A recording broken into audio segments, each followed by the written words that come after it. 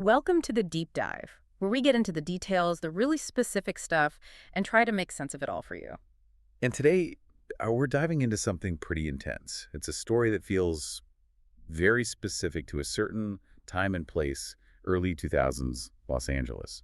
We're looking at the collision, really, of artistic ambition, a very shaky mortgage, and a marriage under incredible strain. Yeah, the source material we're using today is from a novel, but it reads almost like a detailed case study. We're following this couple, Claudia and Jeremy. Their dreams, their ideals just get pulverized by, well, reality.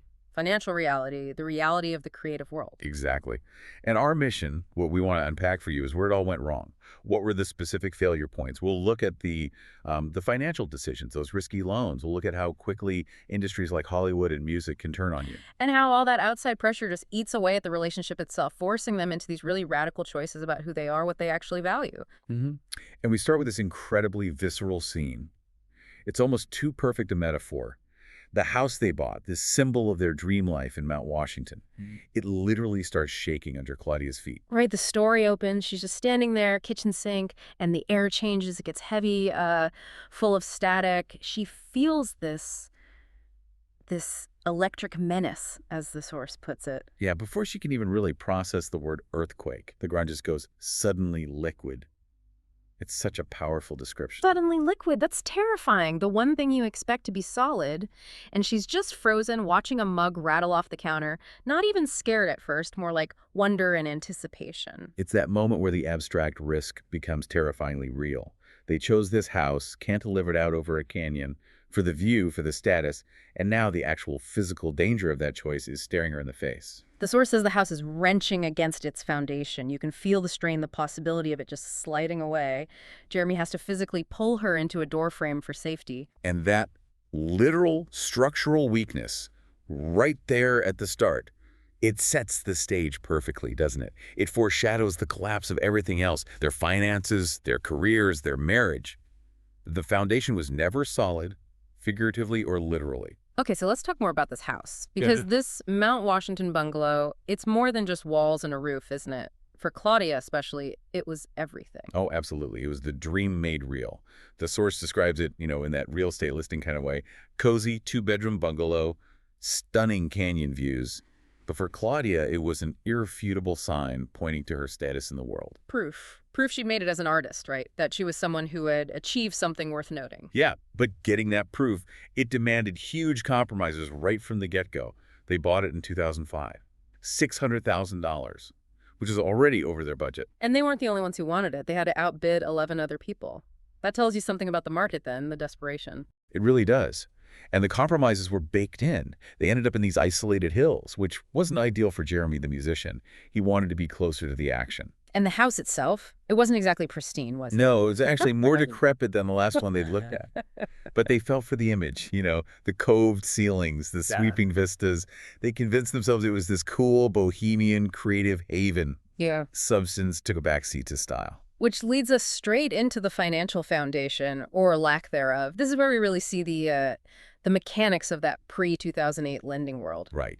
How do they even afford $600,000? Well, they barely scraped together 10% down. And that came from Jeremy's inheritance, described as meager. Only 10% down, so 90% financed. How? Two massive red flags from that era. First, an adjustable rate mortgage, an ARM, and second, it was an interest-only ARM. Okay, let's break that down a bit. For anyone listening who wasn't swimming in mortgage details back then, why was that combo ARM plus interest only such a potential disaster? Especially for creatives with unpredictable income. Well, it was basically a ticking time bomb, disguised as affordability. The ARM meant your interest rate, and therefore your payment, was low and fixed for maybe 3 or 5 years. But then it resets. It adjusts to whatever the market rate is. Which could be much higher. Much higher. And the interest-only part, that was the real kicker for people like Claudia and Jeremy. They weren't paying down the actual loan amount at all. Not a dime. They were essentially just paying rent on the money they borrowed. The entire logic, the gamble, was that the house value would skyrocket so fast that they could just refinance or sell it for a profit before that big payment jump hit. So no equity building, just pure speculation on the market. Exactly. It required zero financial discipline up front and maximize their vulnerability when the rates inevitably adjusted because that huge principal balance was still sitting there, unchanged. And the process of getting this loan, the sources say their broker didn't blink once. Huh. Even with their interview situation, barely employed musician, aspiring film director. Tells you everything, doesn't it? That broker's incentive was just to close the deal, get the commission, risk assessment. Not really their problem. They got approved for this incredibly risky loan precisely because they couldn't qualify for a standard one. The whole system was pushing debt onto people who likely couldn't handle it long term. All based on this belief that California real estate would just go up forever. Yeah. And predictably, that meager inheritance money, it blew through in less than 2 years. About 20 months. How did they survive even that long? Pure luck, really. Claudia had sold her independent film, Spare Parts, at the Sundance Film Festival. That gave them a temporary cash infusion, but it just kicked the can down the road. Until the inevitable happened. The ARM adjusted. And boom, their monthly payment doubled to $3,700 a month. And here's where the relationship starts to really fray internally. Because Jeremy, he knew this was coming. He'd been getting the letters about the rate adjustment. And he didn't tell Claudia. He admits it later. He just ignored the mail, put it aside. He was hoping, sort of magically, that money from Claudia's next film deal would just appear and make the problem go away before she found out. Wow. That's a profound level of denial. Financially destructive denial. It's the archetype, isn't it? The artist who doesn't want to deal with the messy, practical stuff, a role Claudia might have even enabled to some extent. But it just exploded. The result, notice of default. Foreclosure proceedings started. So his whole self-image as the, maybe not provider, but the partner in this venture, it just crumbled. Utterly. He failed. Yeah. And it was entirely self-inflicted through that avoidance. Okay, so we have the internal financial pressure cooker, but there's external pressure too, right? The neighborhood itself was changing, Mount Washington. Yeah, gentrification. The sources paint a clear picture. This area, historically a Mexican-American neighborhood, maybe with some bohemian types mixed in, was shifting hard towards what's called a more bourgeois future. You could see it physically. Definitely. Big modernist behemoths were going up next to the older houses. Lots of matching Priuses suddenly appearing on the winding streets. And Claudia and Jeremy, with their fancy Canyon View house and their Hollywood ambitions, they were the change, whether they realized it or not. And that change had a human face, a point of resistance in their neighbor, Dolores Hernandez. Right. Described as a stubborn holdout. She lives in this older, thickly stuccoed box covered in plastic pinwheels. And she is openly hostile to them. Why them specifically? Well, her anger is palpable. She sees them as the invaders, the reason her community is changing, the reason prices are going up, the reason her own house is facing foreclosure. She yells at them, "You're garbage, my house." They become the symbol for all the larger, impersonal forces displacing her. They're the easy target for her anxiety and anger. Exactly. Which leads to that really chilling line Claudia overhears Dolores mutter, "Espero que el terremoto les asuste a todos y que me dejen en paz." Which translates to, I hope the earthquake scares them all and they leave me alone. It's incredibly dark. it connects everything, doesn't it? The economic anxiety, the class resentment, manifesting as this wish for a literal disaster. She's not hoping for policy changes. She's hoping the ground shakes her perceived enemies away. And the source makes that connection explicit. The very real earthquake Claudia experienced at the beginning, that feeling of the ground betraying her. It's literally what her marginalized neighbor was wishing on her. It ties the financial instability, the social tension, and the physical danger all together in this really profound, almost karmic way. So the house is literally and figuratively unstable, the bank's closing in, and then bam, the careers that were supposed to prop this whole thing up just disintegrate. Let's start with Claudia. She actually had tasted success. Right? She really had. That film, Spare Parts, it's won an award at Sundance, got glowing reviews from the big trades, Variety, Hollywood Reporter. Her agent was throwing around words like Oscar bait. For a moment there, she was living the LA dream. Talent plus hard work actually paying off. But the dream soured fast. Even at the premiere, the signs were there. It wasn't some big glitzy event. No light display outside the theater, just a small screening. Yeah. And then the reality check. The box office was frankly dismal. Ouch. Yeah. And in the ruthless math of the film business back then, especially for indie films, that was a death sentence. The distributor yanked it all together in under 3 weeks. Just cut their losses. Gone. Like it never happened. The source literally says it was as if it had never been made in the first place. Yeah. Just vanished. And the agent, the insincere snake, Carter Curtis. Classic Hollywood story. Stopped returning her calls almost immediately. The moment the film failed commercially, she went from hot new talent to toxic asset. It's just pure transaction, isn't it? Completely. Those studios that were supposedly excited about her next script, the one they called Oscar bait, suddenly they saw box office flop written all over her. Doors slammed shut. And this experience, this crash back to earth, it changes her fundamentally, doesn't it? It kills the idealism. Absolutely. It forces this deep cynicism. She realizes the art doesn't matter if the numbers aren't there. She concludes she has to play by Hollywood's rules now if she wants to survive. Which leads her to consider wedding movies. Yeah, the ultimate compromise. Yeah. Formulaic commercial stuff she would have sneered at just months before. It's this bitter realization no one cares about art anymore. Survival means pragmatism, even if it feels like selling out. Okay, now Jeremy. His music, his band Audiophone, that was supposed to be the next lifeline, right? The thing that would save them financially. That was the hope, yeah. They were close to finishing an album. There was even some interest from a music licensing rep, which could mean real money. The hope felt tangible for a bit. But he was also juggling this day job he hated, designing decals. Right, at a place called Betty, and he kind of lied to himself about it. He saw it as just temporary, just patching the hole where the money wasn't yet, but he was stuck. His boss knew he wasn't really going to quit. Yeah, his old college friend, Edgar, who ran the place. Edgar knew Jeremy's threats were empty. Jeremy needed that paycheck, however much he resented it, to keep the whole precarious structure afloat. His rock star identity was already compromised by mundane necessity. And then the band itself starts to crumble, reflecting this larger sense of disillusionment happening right before the big 2008 crash. It dissolves quickly, and for reasons that feel very symbolic of that moment. First, Daniel, the bassist, quits. His partner, Christina, is pregnant. He chooses family, stability, predictability. He's opting out of the uncertain artist life. Choosing the known path. Exactly. And then Emerson, the keyboardist, delivers the really bleak verdict. He gets laid off. His whole office shuts down. The economic anxiety is everywhere. He basically says the dream was a lie. Pretty much. He calls the idea that things just end up all right simple, wishful thinking.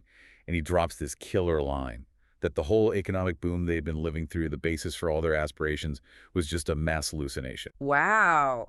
A mass hallucination. Realizing the foundation wasn't just shaky, it was imaginary.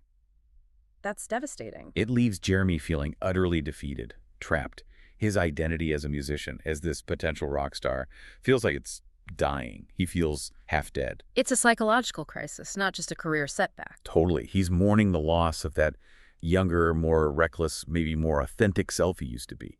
He even has this internal conversation with his dead mother, Jillian, who always pushed him to be uncompromising.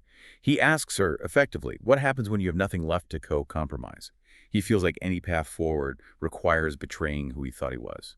So careers are tanking, the house is under threat. Inevitably, this pressure cooker environment just detonates the relationship itself. The house becomes a war zone.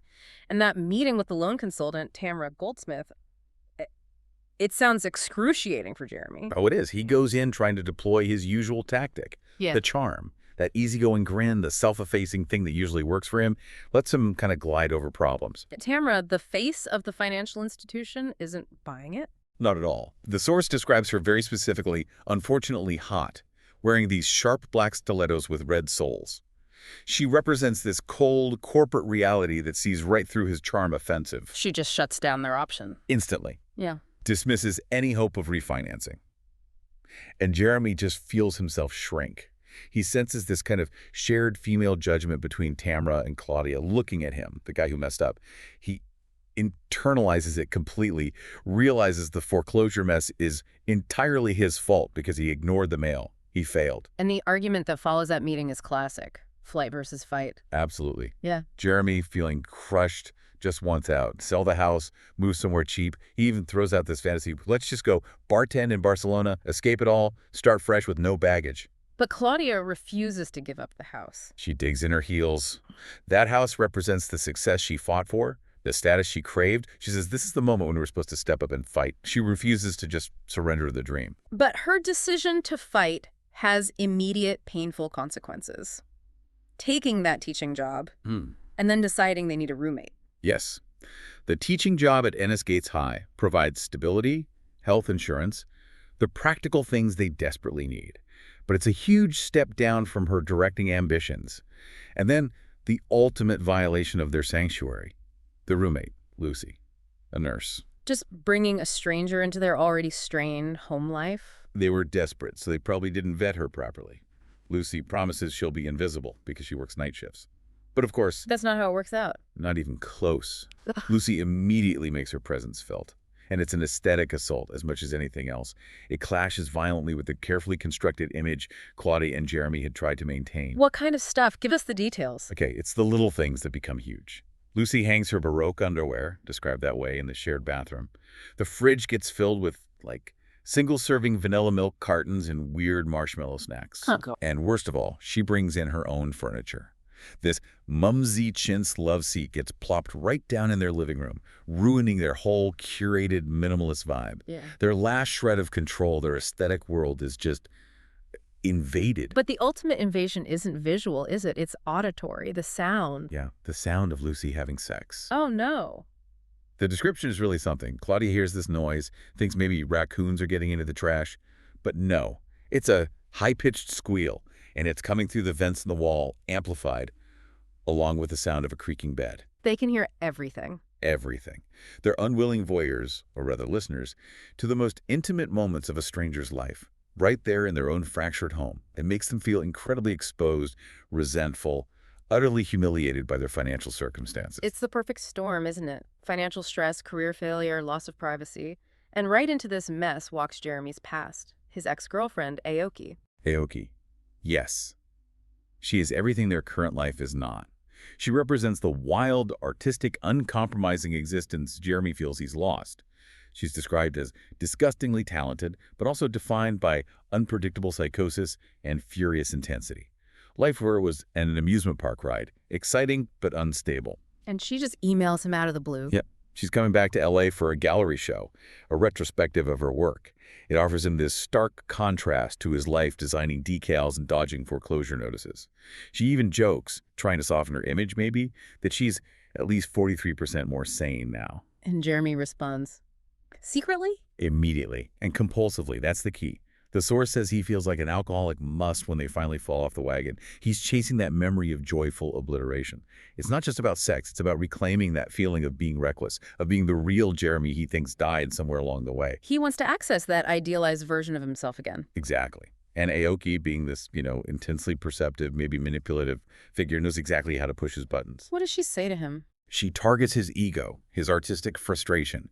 She tells him flat out, you could be so much bigger than you are. She essentially validates his resentment, telling him his current life, the band that failed, the day job, the mortgage worries, it's all beneath him. It's a failure of his nerve, not his talent. So she's offering him an escape route back to his potential. Right, which forces this terrible choice onto Jeremy. Stay in the messy reality with Claudia, the reality where he feels like a failure, compromised, and half dead, or betray Claudia, become the bad person he maybe thinks he needs to be, to chase that artistic greatness Aoki represents. The temptation isn't just about another woman, it's about reclaiming his entire identity. Precisely. Claudia equals stability, sacrifice, the painful truth. Aoki equals potential, freedom, maybe illusion, but intoxicating illusion. And he's incredibly vulnerable to that pull right now. Okay, so the tension is unbearable, and it finally crystallizes around one specific object, doesn't it? A painting. Yes. Aoki's portrait of Jeremy from years ago. It's called Beautiful Boy, and it's just been hanging there on their wall this whole time. It represents everything Jeremy clings to from his past with her. And then comes the bombshell revelation about its value. The irony is just thick. It's Daniel's pregnant girlfriend, Christina, who spots it. She knows art. She recognizes Aoki's work instantly. She knows MoMA, the Museum of Modern Art, owns other paintings from that same series. And she tells him what it's worth. She casually estimates it could fetch about $400,000 at auction. Wait. $400,000 just hanging on their wall while they're facing foreclosure, dealing with the awful roommate, the job humiliation. Exactly. The solution to their immediate, crushing financial problems has been right there, staring them in the face, completely unrecognized. That money could wipe out the problematic mortgage, stabilize everything, get rid of Lucy overnight. This changes the dynamic completely. Claudia must see it as the obvious answer. Instantly. She demands he sell it. Sell the painting. Save the house. Save them. The house is still the symbol of their shared life, their shared dream. however tarnished. But Jeremy refuses. He digs in. That painting is the last tangible piece of his real self, his connection to Aoki, to the artist he believes he's supposed to be. Selling it feels like the ultimate act of surrender, of compromise. And he turns it back on Claudia, accuses her of giving up. He gets nasty. He lashes out, basically accusing her of becoming boring, of embracing this drab reality she's settling for. He says, frankly, I think your reality is pretty fucking boring these days. Ooh, that's a low blow. It triggers something primal in Claudia. All the frustration, the sacrifice, the resentment boils over. She grabs a heavy highball glass and just hurls it. It shatters on the floor, inches from his foot. A moment of pure physical rage. That breaks the dam. Completely. And in that moment of shattered glass and raw emotion, she delivers the line that cuts deepest, the definitive rejection of his fantasy. What does she say? Give it up, Jeremy. You're not a rock star. Not now. She forces him finally to confront the reality that his clinging to this uncompromised artistic ideal has led them to ruin. It's a brutal truth. It shatters his self-image. But ironically, his refusal to sell the painting pushes Claudia towards her own major compromise, doesn't it? Her own ethical collapse. Yes, it's like his inability to act forces her hand in a different, darker way. She's already cynical after the spare parts failure. Now, she decides to leverage that cynicism to get back into the game, specifically to land this directing job for a film called Quintessence. A job she's being offered partly because she's seen as cheap. Exactly. The source notes that new talent is a hell of a lot cheaper. It's a commercial gig, not art, but it's a way back in. And to secure it, she decides to risk her teaching career. How? What does she do? It involves a student named Penelope. Penelope is trouble, and she also happens to be the daughter of the film's producer, Samuel Ivanovich. Penelope is failing Claudia's class, but demands an A, hinting heavily about a special arrangement with her dad, essentially blackmailing Claudia. So Claudia is caught between the student, the producer, and her own principal. Right. The principal, Nancy Fryer, confronts her, needing proof that Penelope actually earned a good grade. And Claudia, desperate to appease the producer and get the directing job, commits fraud. Serious fraud. She fakes the work. Yes. And this is where it gets really painful. She takes an A-plus essay written by one of her best students, Mary Hernandez, a hardworking kid juggling school, family responsibilities. A job rips Mary's name off and staples Penelope's name onto it. She even forges answers on multiple-choice quizzes. Oh, that's awful, especially using the work of a deserving student. It's a profound betrayal. The sources emphasize that Claudia sees her younger, striving self in Mary. So by stealing Mary's work, she's betraying not just that student, but her own past ideals, the very integrity she used to value. She consciously puts her ethical objections up on the auction block, as the text says. Choosing the path back to Hollywood, however tainted, over the stability and ethics of her teaching job. Exactly. And the fallout is almost immediate. Penelope, feeling untouchable now, acts out in class, openly disrespectful. And Claudia snaps. Completely. Months of simmering rage just erupt. Penelope says something defiant, like, I wasn't listening. And Claudia leans in and whispers right in her ear, go fuck yourself, kiddo. Whoa. Yeah. She knows instantly, professionally, she's screwed. That's career suicide in high school. Yeah. But the feeling, the source says driving home, she felt free for the first time in months. Burning it all down gives her a strange kind of clarity. A terrible kind of clarity. It's self-immolation, but it liberates her from the pretense. She realizes the house has to go, but now will be on her terms. It's a turning point for her, but it comes too late for the marriage. And then another disaster pushes things to the absolute final conclusion. A fire. Not the whole house. No. It starts in Lucy's room, the roommate's room.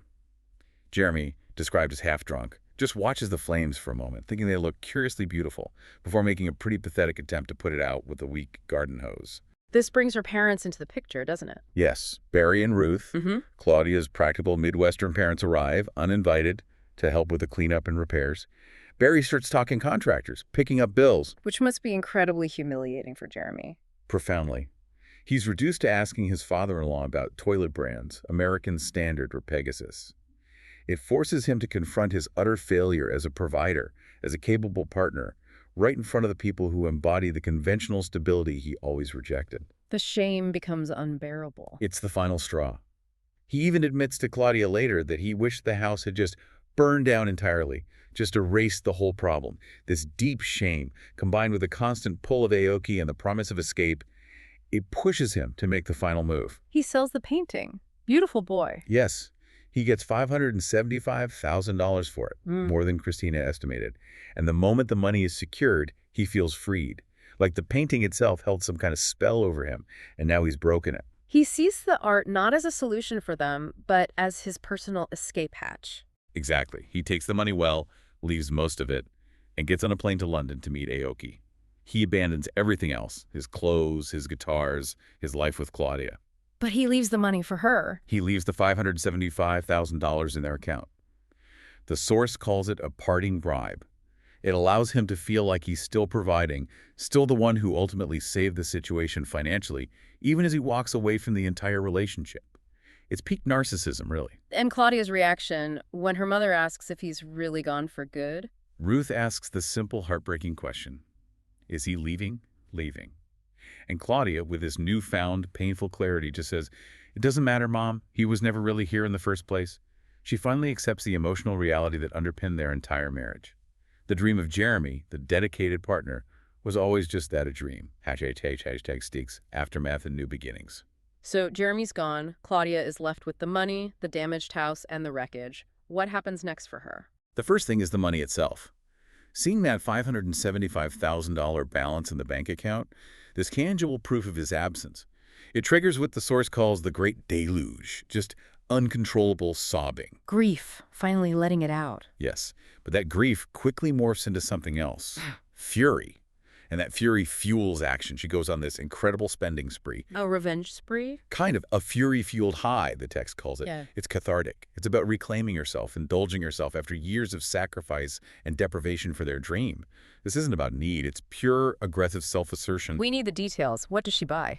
Oh, it's specific and symbolic. A $2,000 leather trench coat, a full day at a fancy Beverly Hills spa, a $400 haircut from Jennifer Aniston's stylist. She deliberately orders the most expensive thing on a menu, a $40 lobster salad. Wow, she's consciously becoming this self-indulgent person. Exactly. Every purchase feels like a fuck you gesture, aimed squarely at Jeremy and the life they failed to build.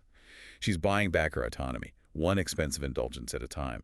But it's not just about spending, is it? She makes some big, decisive moves with that financial freedom, like selling the house. Right. She moves fast, sells the Mount Washington house almost immediately. And here's the final irony about the house. The fire. Yeah. The repairs they had to do after Lucy's room fire actually increased its perceived market value. So she manages to sell it for only $36,000 less than they originally paid for it, despite the market downturn. She escapes the physical symbol of the dream relatively unscathed, financially. That's incredible luck, in a way. But then she does something really significant with the money from the painting, the beautiful boy money. Something about penance. This is maybe the most crucial part of her transformation. Yeah. It's a quiet act, but powerful.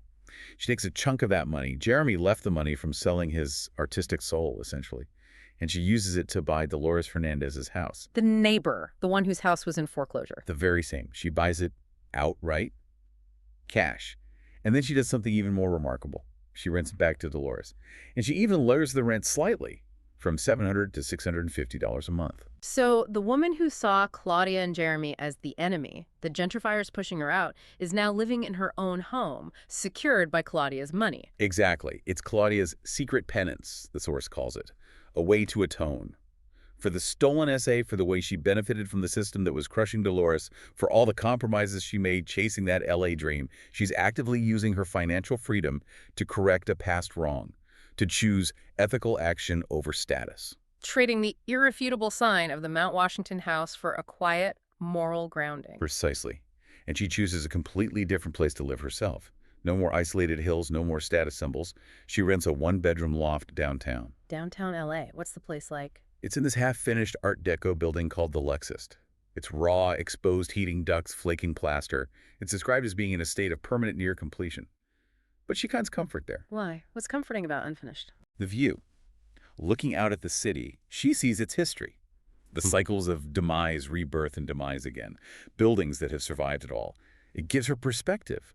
She's choosing to live in the messy reality, the volatility of LA, not trying to escape it in some idealized bubble. Okay, so Claudia finds this grounded, if maybe stark, new beginning. What about Jeremy? He got his escape, his life with Aoki in Europe. Is it everything he hoped for? Not quite. On the surface, maybe. It's an intoxicating whirlwind, as the text says. Paris, London, Rome. all paid for by the painting money, living the supposed artist's dream. But the emptiness sets in almost immediately. He's in this borrowed studio in Paris trying to write music, just staring out at a cemetery.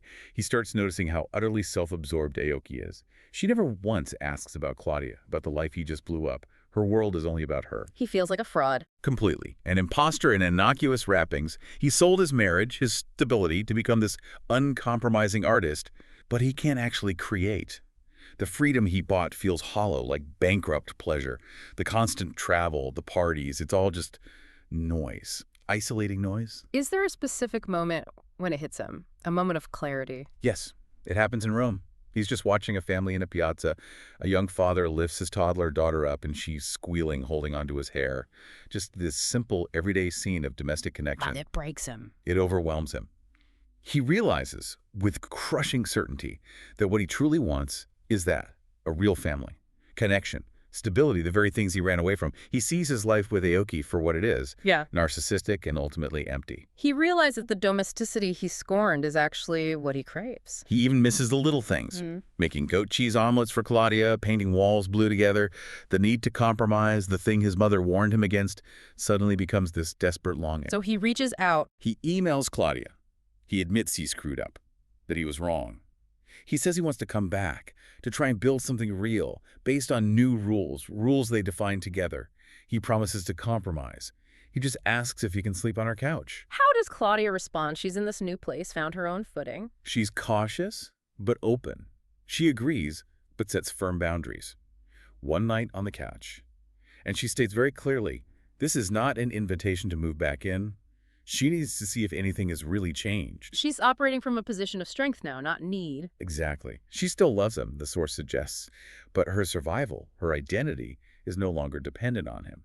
She's willing to explore, but not desperate. And the final scene, when he arrives at her downtown loft. It's tentative. He sees her new, smaller, rawer space. He's tearful. He asks, acknowledging the damage, everything can't be dead, can it? There's still that connection. Claudia lets herself feel his presence, adjust to him being there again. And Jeremy observes something important about her choice. Yes. He looks around, sees she sold the Mount Washington house, their big dream.